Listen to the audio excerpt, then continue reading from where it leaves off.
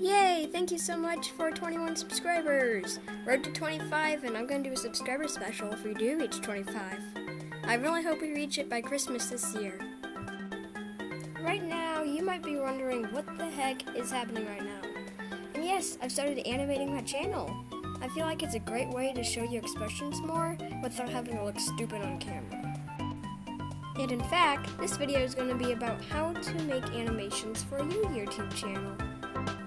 But before we begin, make sure you subscribe to the channel and ring the notification bell, otherwise you'll miss out on all my cool uploads.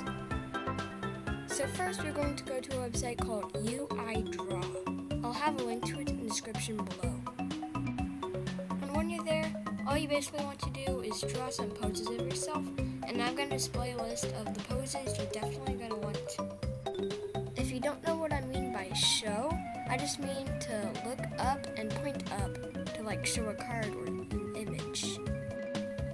Then on your video editing software, you want to put the images together and start recording.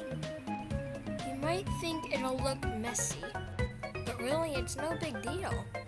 And if you look up here at my annoying watermark, you can see that I'm using KindMaster. KindMaster is an app on the Play Store, which means I can get it on my Chromebook, that has lots of nice video editing tools. There is even a layers feature, which lets you add text, an image, or a drawing you can make in the app onto your video. I really can't explain it all in one video, so I'll leave a video up here that you can watch to learn more about KindMaster. There's also some really cool animations you can add to your layers, and here's an example. Pretty neat, right?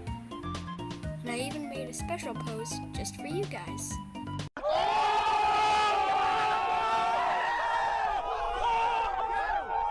Thank you guys so much for watching this video.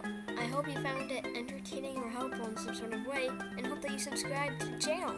Comment which part you liked about it, and don't forget to like and share with other people. And don't forget to ring that notification bell. Bye!